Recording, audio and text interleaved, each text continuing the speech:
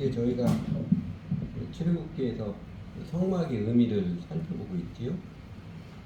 성막을 이렇게 지으라 가르치신 대목에서 성막의 각 구성 요소들의 그 의미를 추출해내는 그걸 하고 있는데, 그 의미를 추출하는 기본 틀은요, 구약의 모형론적 해석이라고 그랬죠. 구약의 모형론적 해석이어서 그 핵심 그겁니다. 과연 하나님께서는 하나님의 백성들에게 어떻게 함께 하시는가? 하나님의 백성들이 하나님 어떻게 함께 하시는가 하는데, 처음 이제 성막이라 나중에 솔로몬 때 성전 지었던 때처럼, 그때는 하나님 임재가 특정 장소, 특정 시간, 또 특정 사람에게만 가능했지만, 예수님께서 이 땅에 내려오신 구속의 은혜로 말미암아 우리와 함께 호흡하시며 우리와 함께 사신 하나님 임마누엘이 시현되었고, 또 예수님을 대신하여서 성령님이 강림하셔서 그 임마누엘의 은혜가 모든 신자들에게 동시다발적으로 언제 어디서나 체험되게 하셨습니다. 그래서 결국 성막의 구성 요소 하나하나를 이렇게 만들어라 가르쳐 주시는 이 출애굽기 말씀 중에서 저희가 보고자 하는 것이 이거죠. 주 예수를 믿고 따르는 우리가 오늘 하나님께서 우리와 동행해 주신 은혜, 하나님께서 함께 해주시는 생명의 은혜를 누리며 살도록 우리는 우리 삶을 어떻게 세워갈 것인가, 우리 공동체를 어떻게 세워가고 지켜갈 것인가, 그 믿음의 삶을 배우고자 하는 것입니다. 성막 이렇게 생긴 거 기억하시죠? 성막을 이렇게 건축하라 그 대목 중에 오늘은 이제 성소 안에 등잔대입니다. 성소 안에 세 가지 있다고 그랬죠? 저 시장 안쪽에 있는 것은 언약궤 지성소고, 지난주에 보았던 진설병 올려놓는 상하고, 그 다음에 등잔대하고, 그 다음에 향단 이렇게 세 가지 있는데, 오늘은 등잔대입니다. 그러니까 등잔대를 만들려는 오늘 이 지침도 그냥 읽어서는 그림이 잘 안 그려져. 왜 이렇게 복잡해? 뭐 이런 그런 느낌 확 들지요? 매우 구체적인 일입니다. 그 등잔대, 히브리 말로 메노라라고 그러는데 이렇게 생겼습니다. 이렇게 생겼고 그 오른쪽에 파란색은요, 이스라엘이 이렇게 국장이에요. 국가 문입니다. 거기에 이 메노나 등잔대 놓여 있습니다. 예, 가지가 줄기 가운데 하나하고 양쪽으로 세 가지씩 나와 있고, 저기 하나씩 아까 우리 본 말씀에 그대로 다 기록이 되어 있습니다. 맨 위에까지는 첫 번째 꽃받침 밑에서 나오고, 두 번째까지는 두 번째 꽃받침 밑에서 나오고, 세 번째까지 맨 아래까지는 네 번째 꽃받침 밑에서 나오고, 이렇게 하나씩 구체적으로 다 되어 있습니다. 그래서 먼저 이 등잔대는요, 감복숭아나무, 개혁 개정판은 살구나무로 번역됐는데, 이 살구나무 형상을 닮았는데, 이스라엘에서 살구나무는 봄에 가장 먼저 5m로 꽃이 피는 나무, 그래서 생명이 새롭게 되는 것을 상징합니다. 그리고 가지가 7개인 것은 언제나 이스라엘 사람들이 7개는 완전수잖아요. 완전수를 상징하고, 그리고 이제 주목할 게 출애굽기 7장 27장 20절 21절에 보면, 너는 이스라엘 자손에게 명하여 올리브를 튀어서 짜내 깨끗한 기름을 가져다가 등불을 켜두게 하되 그 등불은 늘 켜두어라. 아론과 그 아들들은 그 회막 안에 증거궤 앞에 천원을 휘장밖에 켜두어서 저녁부터 아침까지 주 앞에서 꺼지지 않도록 보살피한다. 이것은 이스라엘 자손이 대대로 길이 지켜야 할 규례이다 했던 것처럼, 이 등잔대 불은 항상 켜두어서 꺼지면 안 됩니다. 성소안을 환하게 밝히는 역할을 하게 했습니다. 그래서 이 등잔대가 어떤 의미냐? 등잔대는 어둠을 몰아내고 모든 것을 밝히 보게 하는 생명의 빛의 상징일 거예요. 하나님의 백성들에게 성소의 등불이 항상 켜져 있는 게 너희에게는 생명이니라, 이 메시지를 전달합니다. 성소의 등불이 항상 켜져 있는 게 너희에게는 생명이니라, 이 메시지를 증거한다고 볼 수 있습니다. 앞에도 언급했던 것처럼 이제 성막의 형상은 모형이고, 이 하나님의 백성들에게 생명의 빛이 온전히 실현된 것은 예수 그리스도를 통해서지요. 예수 그리스도를 통해서입니다. 그 대표적으로 요한복음 8장 12절 말씀처럼 나는 세상의 빛이니 나를 따르는 자는 어둠에 다니지 아니하고 생명의 빛을 얻으리라, 예수님께서 밝히 선포하셨지 말입니다. 더 나아가서 오늘날 하나님의 백성들, 우리 믿는 자들, 예수님의 제자들이 그 생명의 빛을 항상 어디서나 누리며 살기 위해서 마치 성막, 성소 안의 등잔대를 정교하게 만들어 했던 것처럼 우리가 주 예수님 따르면서 정성스럽게 우리 삶에서 세워야 하는 게 무엇일까?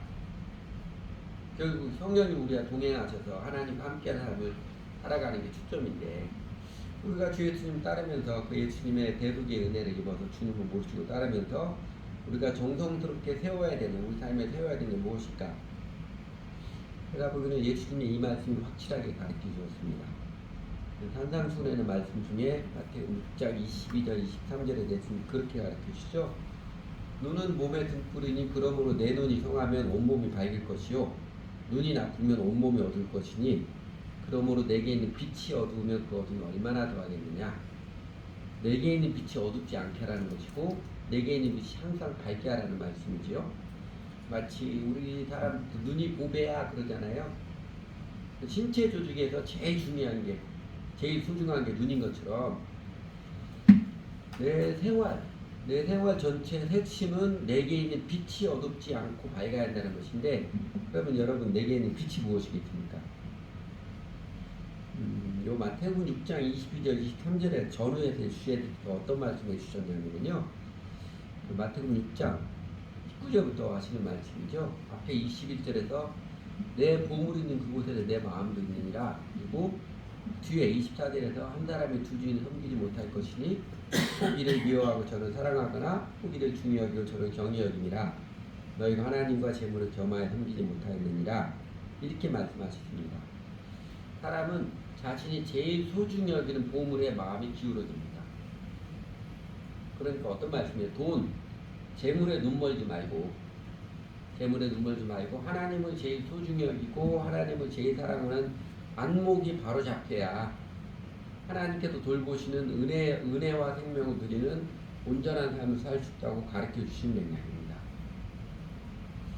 그 생명이 비치신 주 예수님을 따르며 사는 인생, 하나님과 동행하는 삶에서 그 생명의 빛을 온전히 누림으로써 의미 있는 인생, 행복한 나날을 영위하기 위한 제일 중요한 관건이 뭐냐면요, 우리 속에 있는 빛이 어둡지 않은 것, 곧 영적인 안목, 영적인 분별력, 비전과 통찰력이 올바르게 잘 갖추어지는 것입니다. 돈에 눈 멀지 않고 온통 마음이 돈이 제일 소중하다고 뭐니 해도 머니가 최고야 이러지 않고요, 하나님을 사랑하고 하나님을 경외하는 게 제일 중요하다는 이 안목이 바로 잡히는 게 우리 인생의 제일 중요한 생명입니다. 우리나라처럼 농경사회에서는 농사를 짓는 사시사철, 지금이 물을 빼내야 될 때인지 물을 들여야 되는 때인지 물을 심어야 되는 때인지 땅을 갈아야 되는지 이 사시사철을 그때를 알을 때 비로소 철들었다 그러지요. 철들었다. 이제 얘가 동물이 아니라 사람 짓이라게 되었구나. 그냥 밥 먹고 똥만 사는 짐승이 아니라 이제 사람이 되었구나. 그렇게 인정을 해줍니다. 그래서 보통 이런 철부지 같은 일이라고 그럴 때는 어떤 의미예요? 자신이 지금 뭘 해야 될 때인지 사리 분별 못하는 멍청한 인간을, 바보 같은 인간을 책망하는 말입니다. 유목민들에게는, 이스라엘처럼 유목사에서는 뭐가 생명이냐면요, 저 멀리에서 모래폭풍이 일어나고 있는가 그걸 살펴볼 줄 아는 게 중눈에 사는 자의 문제입니다. 그래서 예언자를 선견자, 앞서서 바라보는 사람이라고 하지요. 어디에 딱 캠프를 칠 때마다 사방으로 저 멀리에서 혹시 모래폭풍이 일어나고 있는지 그거를 살펴서 알아야만 죽지 않고 살아나기 때문에 그렇습니다. 그러니까 사람이 인생을 살아가면서 내가 지금이 뭘 해야 할 때는지 때를 아는 지식하고 멀리까지 바라보는 눈, 당장 오늘 먹고 사는 것에 뭐 별 문제 없으니까 괜찮겠지 하지만 이게 10년, 20년 뒤에 어떻게 될지 그 바라보는 눈, 이 분별력과 통찰력이 영적인 안목이고요. 마틴 로이드 존스 목사님이 인간이 죄를 짓게 된 제일 큰 원인은 무지 때문이다 그랬듯이, 영적인 안목은요, 이 마음 눈은 인생사례에서 제일 소중한 자질입니다. 결국 인생사례에서는 무엇을 중요하게 여기고 이 분별력, 이게 인생의 존재와 패망을 결정을 합니다. 쉽게 말하면요, 인생은 멍청하면 죽는다 이 말입니다. 그래서 오해하지 말아야 될 것은 가방끈이 길어야 된다는 거 아닙니다. 그러니까 하나님과 인간, 세상과 인생 역사에 대한 바른 안목은요, 지식이 많다고 저절로 보장되는 것은 아닙니다. 학교를 많이 다니지 않았어도 마음이 정직한 사람, 하나님을 경외하는 마음을 지닌 사람은 참 슬기를 지닌 사람입니다. 여러분, 세상에는요, 박사학위를 가진 사람도 왜 그렇게 멍청한 일을 하는지 소위 헛똑똑인 사람도 적지 않고요. 철학 박사가 보이스피칭에 속아서 돈을 뜯기는 일도 있더라고요. 그리고 요새 여러분 제 정치인들 보세요. 예전에 사법고시 패스하는 거 그건 장난이 아닙니다.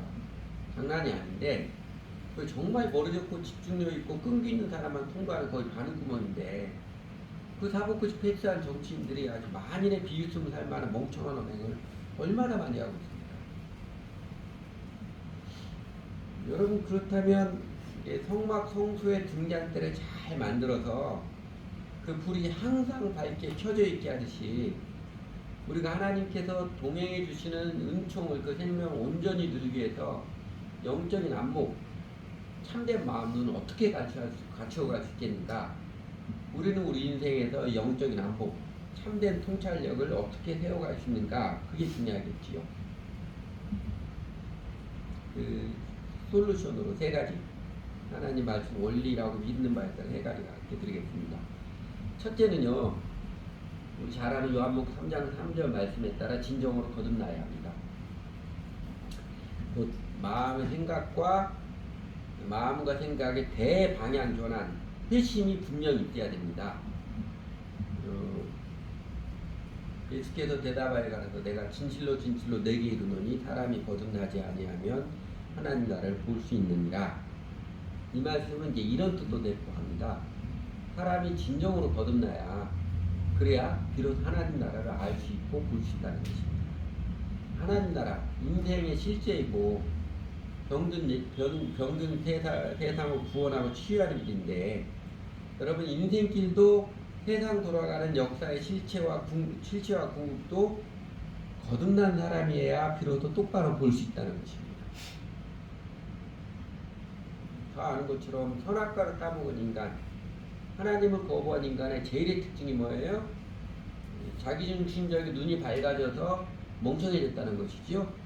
자기는 똑똑해졌다고 눈이 밝아져서 굉장히 똑똑한 짓을 하는데 사실은 제일 멍청해진 거잖아요. 그 자기 의로움과 자기 욕망에 이 멀어버린 눈이 온전해지기 위해서는요, 꾸준한 배움을 통한 깨달음, 지혜, 축복도 필요하지만 한 번은 마음, 생각, 지성이 뒤집어지는 일이 있어야 됩니다. 내가 참 생각이 오만한 사람이고 내 입장밖에 생각하지 못하는 사람, 나밖에 모르는 사람이었구나, 내가 우물한 개구리였구나, 이 각성하고요. 그래서 하나님 그렇게 살지 않겠습니다. 그렇게 살고 싶지는 않습니다. 이제는 예수님이 제 주인이 되어 주십시오. 제가 주님의 뜻을 배우며 따르며 살아가겠습니다. 우리 내면에서 인생의 방향전환, 그 회심이 있어야 합니다. 이런 말씀이 있는 거 기억하실지 모르겠어요. 뭐 12장에 대해서 이렇게 추측하시죠. 너희에게 아직 빛이 동안에 빛을 믿으라. 그리하면 빛의 아들이 되리라.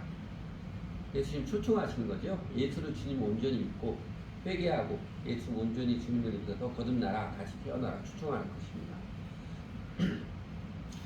이 추천에 응답해서 내 스스로 뭐든 내가 왕노릇하는, 적어도 판단하고 결정하는 것을 내 마음대로 하겠다 하는 집착을 내려놓고 빛 대신 예수님을 주님으로 모시는 헌신의 결정, 그 회심이 있어야 성령을 받아서 내 영혼이 새롭게 되어서 비로소 자아집착의 동굴을 벗어나서 똑바로 보기 시작합니다.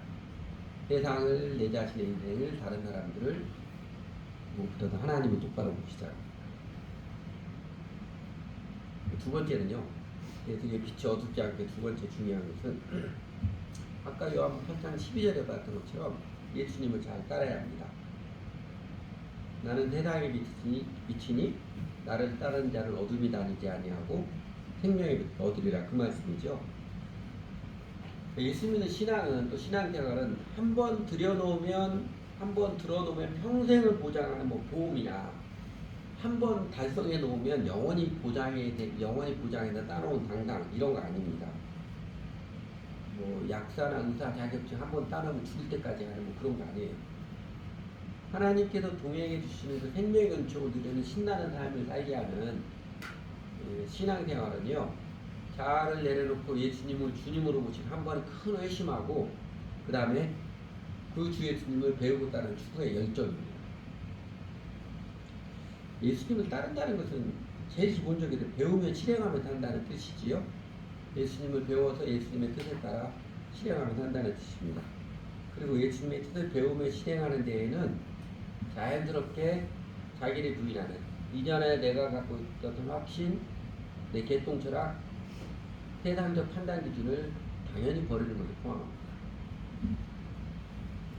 저희가 교회당에 나오면서 정계를 교회당에 나오면서 교회를 쉽게 사람들 표현으로 교회를 다니는 것은 복받기 위해서 종교의식에 참석하는 게 아닙니다. 예수님의 사랑과 진리의 뜻의 배움이 교회 생활의 주된 목적입니다. 그 교회 생활의 스탠다드를 가르치는 게 사도행전 2장 42절이잖아요. 저희가 사도의 가르침을 받아 서로 교제하며 떡을 떼며 기도하기 항상 전혀임 승리해. 그 제일 중요한 건 사도의 가르침을 받아서 그래 삶을 나는 구제도 하고 예배도 드리게 되고 그리고 함께 기도하기도 그랬다는 것처럼 교회 생활의 주된 목적은 예수님의 사랑과 진리의 뜻을 배우고 따르는 그게 주된 초점입니다. 그러니까 예수님의 도를 진심으로 배움이 없는 교회 의식의 참여는요, 이건 껍데기 종교 미신에 불과합니다. 제가 보기에는 대한민국 교회가 세속화를 극복하기 위해서 제일 중요하게 바로잡아야 될 인식이 바로 이것이라고 합니다. 주일날 예배 드리는 게 대한민국 교회 다니는 사람 대부분이 주일날 예배 드리면 기본적으로 할 거 다 했다 생각하는데 그 주일날 예배 드리는 게 그냥 종교의식 하면 참석하면 되지 그게 아니고요. 예수를 믿는 것은 예수님의 제자가 되는 것, 그래서 교회를 다니는 것은 예수님의 제자들을 배우는 그 인식이 바로 세속화를 극복을 합니다. 그래서 예수님의 도를 제자도를 배우는 일은 교회 다니면 특별한 사람만 하는 게 아니고 예수를 믿는 신자가 그 제자이고 따라서 교회를 다니는 주 목적은 예수님의 도를 배우며 따르기 합니다. 반복하면 교회는 종교의식을 치르는 기관이 아니라 인생학교입니다. 그리고 사실 예수님 믿고 따르면 하나님의 은혜, 하나님의 복은 사실은 자연스럽게 자동적으로 받고 누려지는 것입니다. 그래서 예수님을 정직하게 믿고 따르면서 하는 게 이게 신나고 이보다 더 좋을 수 없는 것입니다. 윌리엄 틴델이 복음은 우리를 기쁘고 즐겁고 춤추며 뛰어놀게 하는 것이다. 그렇게 뜻이 말입니다. 근데 그럼에도 불구하고 제가 이런 내용의 설교를 거의 매번 주일날 설교할 때마다 반복하는 것 같아서 느낌이 그런데 하도 밖에 있어서 하고 또 합니다. 그럼에도 불구하고 오늘날 교회 다니는 적지 않은 사람들이 그 하나님의 복, 하나님 은혜, 생명의 완의를 누리지 못하는 것. 그래서 거의 뭐 종교적 의무사하듯이 교회 나오는 것이 왜 그럴까요? 첫째는 인격적 회심과 헌신이 없는 아직 거듭나지 않았기 때문이고요. 그냥 교회 다니다 보면 저절로 되겠지 이렇게 생각하면 절대 되지 않습니다. 한 번은 인격적 회심과 헌신의 결심이 있어야 돼요. 그래서 당당하게 침례를 받아야죠. 그 둘째는 신앙생활이 교회를 다니는 게 예수님의 도를 배우고 따르는 게 아니라 뭐 죄다 지내듯이 종교의식에 참석하는 그 꼴에 머물러 있기 때문에 그렇습니다. 그리고 세 번째로 아까 이 말씀 듣고 내 속에 빛이 어둡지 않고 영적인 안목 올바른 마음론 영적인 통찰력 올바른 갖게 세 번째 중요한 것은요. 특별히 올바른 세계관, 로마서 12장 2절처럼 성경적 가치관을 세워야 합니다. 앞에서 말한 두 가지처럼 결국 주 예수님의 멍에를 배우는 거잖아요. 주 예수님의 멍에를 배우고 배우는 제자의 삶을 살아감으로써 성소의 등불처럼 올바른 영적인 안목, 맑은 분별력과 통찰력을 갖추기 위해서는요. 그 가운데 특히 중요한 게 로마 12장이죠. 너희는 이 세대를 본받지 말고 오직 마음을 새롭게 함으로 변화를 받아. 어떤 것처럼 올바른 세계관 가치관을 세워야 합니다. 제가 아마 요새 제일 많이 인용하면서 강조하는 게 로마서 12장하고 요한복음 8장 31절 32절인 것 같아요. 맨날 하는 이야기 또 하고 또 하는 것 같은데, 로마서 12장 이제는 그 마음은 뭐라고 그랬지요? 이성, 가치관입니다. 가치체계. 하나님이든 인간이든 세상과 역사를 알고 바라보는 생각의 틀입니다. 내 마음의 생각이 프레임, 생각의 가치체계, 세계관이 세상적인 가치관을 벗어나서 성경적으로 바로 세워져야, 그렇게 마음을 새롭게 함으로 변화를 받아야, 가치관이 새롭게 변화를 받아야, 그래야 하나님의 선하시고 기뻐하시고 온전한 무엇인지 분별할 수 있다는 것입니다. 그래야 우리들의 삶에서 일어나는 크고 작은 모든 일에서 어느 길을 택해야 되는지, 어디로 가야 되는지, 하나님의 뜻이 무엇인지 분별을 알 수 있다, 똑바로 바라볼 수 있다는 뜻입니다. 그리고 이 마음을 새롭게 하는, 즉 올바른 세계관, 올바른 생각의 틀을 갖추는 비결은요, 단연 요한복음 8장 31절 30절에서 예수님이 명확히 가르치는 것처럼 예수님의 말씀 안에 거하는 것. 너희가 내 말에 거하면 참으로 내 제자가 되고 진리가 지냈던 것이 예수님 말씀 안에 거하는 것입니다. 여러분, 예수님께서 제자들 3년만 데리고 다니면서 주로 하신 게 뭐예요? 그 제자들 데리고 찬양 집회하고 다니고 막 그랬나요? 그런 적 없었어요. 제일 많이 했던 건 함께 살면서 함께 보고 경험한 일들에서 지나온 유대교 이스라엘 역사에 대해서 서로 대화하고, 때로는 제자들하고 예수님의 생각이 다른 것이 부딪히기도 하고 그러죠. 그러면서 예수님께서 영적인 이치, 진리를 가르치시고 또 그것으로 대화, 이게 거의 전부입니다. 제자들 모아놓고 종교의식을 치르는 집회를 한다거나 찬양 집회를 한다거나 그러지 않으셨고요. 심지어 초반부에는 예수님께서 같이 기도해도 안 하셨습니다.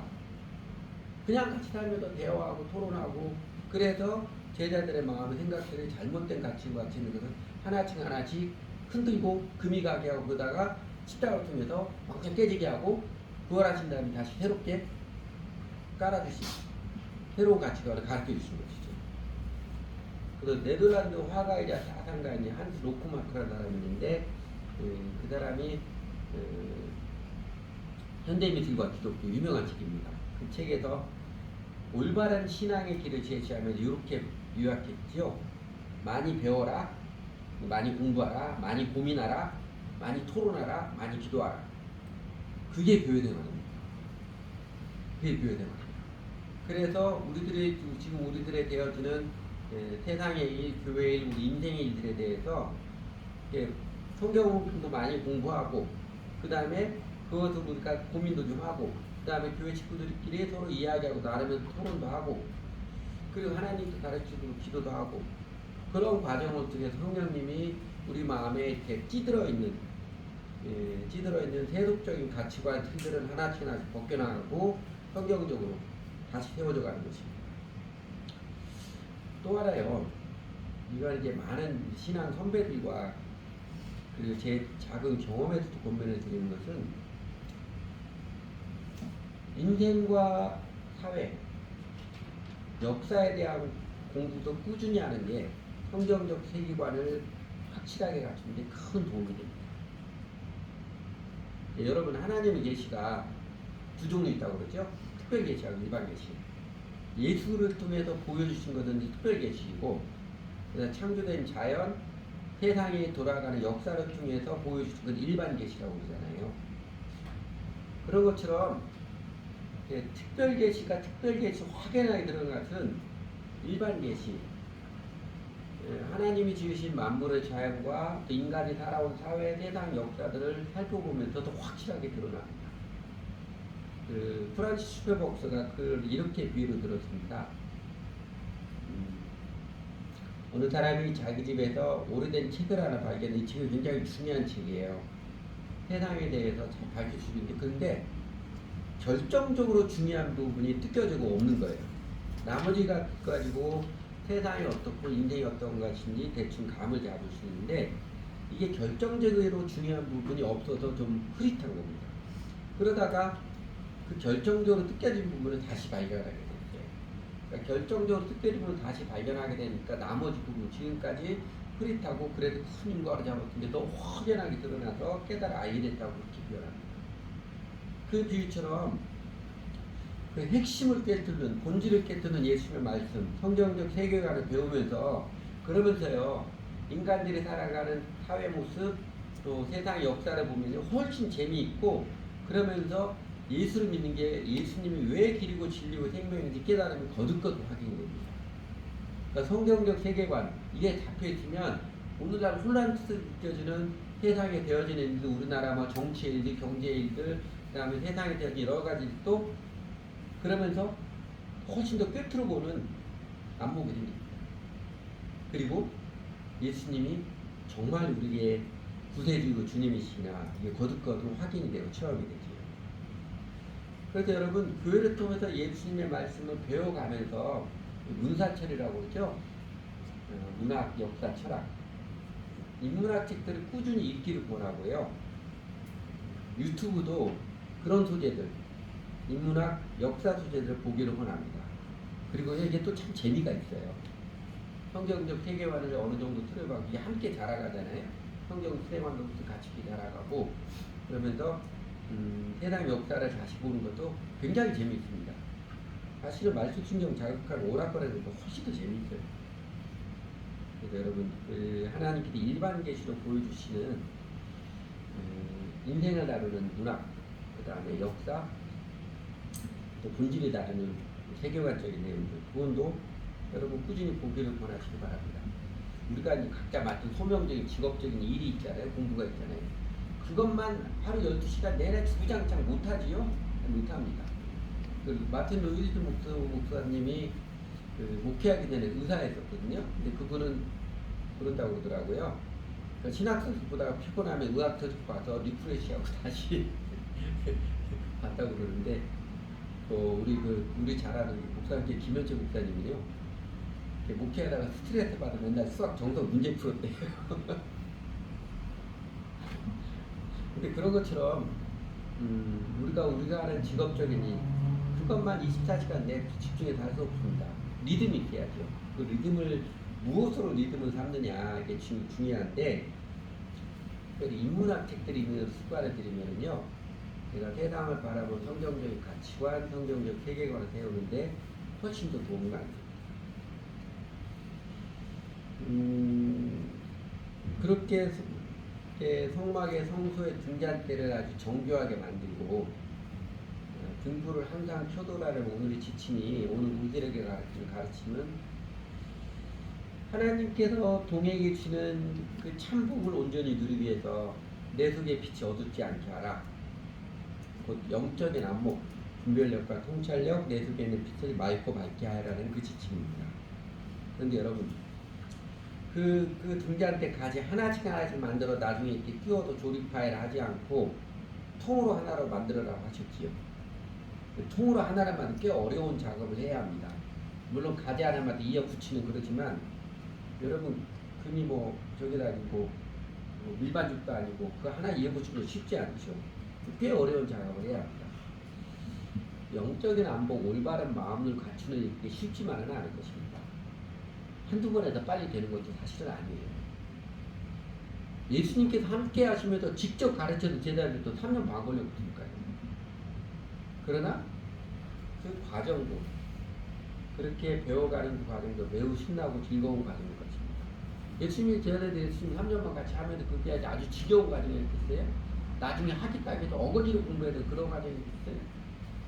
정의로움으로 가득 찼을 것 아니에요. 예수님의 사랑을 입으면서 감동을 받고 예수님이 깨우쳐주고 보여주신 것들이 경외로 가득 찼던 것처럼 오늘날 저희도 예수님을 따르며 배우는 그 과정이 사실은 매우 신나고 즐거운 과정입니다. 정직하게 예수님 배우고 따르면.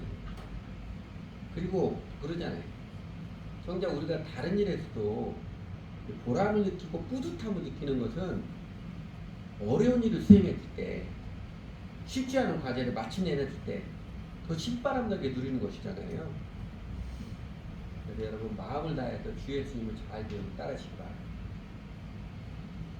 예수님을 배우고 알아가면서 처음에 예수님이 누구실지 모를까 배우고 알아가면서 마침내 예수님을 주님으로 알게 내 인생에 헌신하는, 예수님을 주님으로 모시는 인격적 회심의 결단을 하고, 그리고 그렇게 예수님 주님으로 믿은 후에 더욱 기대감과 기쁨으로 예수님의 말씀 안에 거하여서 진리를 알고 진리가 자유케 하는 생명의 환희를 누리며 사시기를 바랍니다. 기도하죠.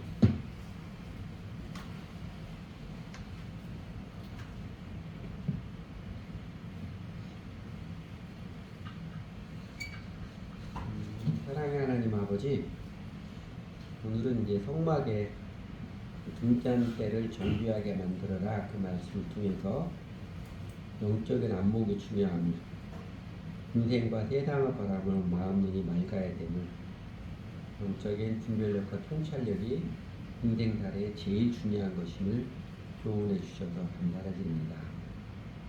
저희도 살아가면서 저희도 자신에게나 주변 사람들 모습에서 결국은 어떻게 결정을 내리고 어떻게 바라보느냐, 무엇을 중요하게 여기고 무엇을 참으로 거짓으로 판단하느냐, 그 분별력, 통찰력이 인생살에서 제일 중요함을 경험을 통해서 알게 해주셨는데, 특별히 마태복음 6장 22절 23절 내 속에 있는 빛이 어둡지 아니한가 보라 깨우쳐진 말씀으로 명확히 가르쳐 주셔서 정말 감사드립니다. 하나님, 저희가 스스로 똑똑한 척에서는 사실 여지없이 잘못된 결정을 내리고 낭패당하기 쉬웠었고, 그리고 저희가 아무리 용을 쓰고 지혜를 짜내려고 해도 마치 장구 끝에 악수두는 일, 그런 일도 저희 인생에 참 많았었는데, 하나님 그런 경험들을 통해서 오히려 저희의 연약함, 어리석음, 오만함을 깨닫게 해주시고, 그런 저희들을 그냥 내버려두지 아니하시고 성령님이 찾아와 주셔서 마침내 예수님이 주님이시고 선한 목자이시고 지혜의 주심을 알게 하시고 주님을 믿고 따르며 살아가도록 이끌어 주시기 감사드립니다.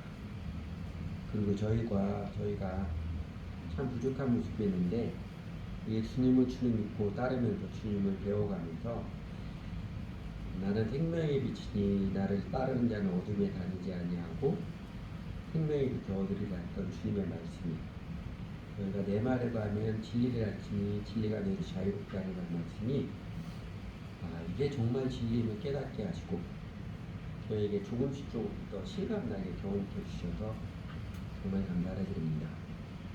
근데 하나님, 주님은 더 잘 아시겠지만 저희들의 자아는 왜 이렇게 찔리는지 모르겠습니다. 내 잘난 척하고 싶어하고 내 의를 높이려고 하고 내 판단이 항상 옳은 것처럼 여기고 싶어하고 내가 뭔가 되는 것 사람처럼 행동하고 싶은 요망거리서는 왜 이렇게 뿌리가 깊은지 하나님 저희를 긍휼을 주시고 기도드립니다. 사실은 이제 그런 것들을 발견하고 보기 때문에 저희가 하나님 앞에 늘 겸손할 수밖에 없어서 감사하긴 한데, 그래도 하나님의 은혜를 많이 누려서도 또다시 숱하게 넘어지는 모습 참 아쉽고 어떤 때는 한스럽게 느껴지기도 합니다. 저희를 긍휼해 주셔서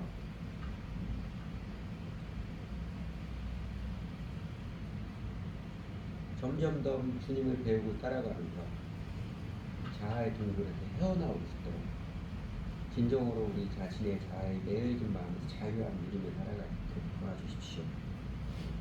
심지어 저희가 교회 생활하는 것, 제자로서 주님의 생명의 길을 잘 배우고 그리고 서로 솔직히 나누고 그것들도 그냥 쉽게만 하려고 하는, 그러면서 여전히 내 경험에서 느껴진 것, 이런 것이 제일 중요한 것처럼 고집하고 있는 저희들 모습 많은데, 하나님 저희들을 용서해 주시고 긍휼해 주시기를 기도드립니다.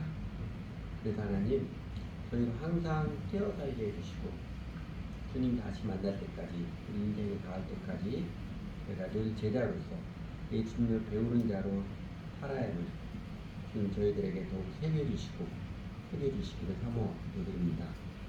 하나님, 이 사모하기는 저희들 마음 정말로 새롭게 되어주시기를 기도합니다. 우리 스스로 느끼기에도 변화를 느낄 만큼 성경적 가치관이 명확해서 저희가 마침내 우리 삶에 주어진 여러 가지 일들에서 항상 온유와 두려움으로 겸손하게 결정을 내릴 때하지만 그럴 때마다 하나님의 뜻이 무엇인지 분별을 알 수 있는 그 은혜를 내려주시기를 기도드립니다. 더 나아가서 진리를 알고 진리가 자유케 함을 저희가 더욱더 체험하여 알 수 있도록 그래도 더욱 가르쳐 주시고 깨우쳐 주시기 원합니다. 다윗이 기도했던 것처럼 하나님 저희 발이 미끄러지고 할 때마다 주의 성령께서 저희를 붙들어 주시고 저희 속에 또다시 생각이 많아질 때마다 주님의 이로가 저희를 붙들어 주시고 깨우쳐 주셔서 저희가 생명의 길, 주님을 따르는 생명의 길을 잘 보고 두벅두벅 걸어갈 수 있도록 저희를 붙들어 주시기 바랍니다. 저희 삶에서 크고 작은 결정, 특히 중요한 결정을 해야 할 때마다 주님 저희 영혼을 일깨워 주시고 붙들어 주셔서 바로고 올바른 결정, 세상의 길이 아니라 주님의 길에 택하는 결정들을 할 수 있도록 도와주십시오. 크고 작은 결정, 중요한 결정을 딱 해야 되는 임박할 때마다 준비가 안 돼도 호들갑 떨지 않고 오늘 내일을 살아가면서 주님의 말씀 안에 거하기 힘쓰고 그래서 성경적 가치관들이 잘 세워져서 그 중요한 때마다 바른 결정을 할 수 있는 저희 눈을 마음을 맑게 뜨게 해주시기를 간절히 기도드립니다. 때로 저 인생이 잘 나간다고 삶의 일이 익숙하다고 눈이 어두워지지 않고 등불이 흐려지지 않도록 성령님 저희를 언제나 깨어 살도록 도와주십시오. 평소의 등불을 항상 키워뒀던 것처럼 저희가 언제나 깨어 살며 주님의 도를 배우고 즐거워하며 살아가시고요. 그래서 마음 눈이 흐려지지 않아서 세월을 흘러갈수록 인생이 더 망가지고 그런 모습이 아니라 더 아름다운 인생이 되고 하나님과 함께서 영생을 더 실감나게 이루어가는 하나님의 자녀로서의 복된 삶을 더욱더 누리며 살아가도록 하나님 이끌어 주시고 인도해 주세요. 예수님 이름으로 기도드렸습니다.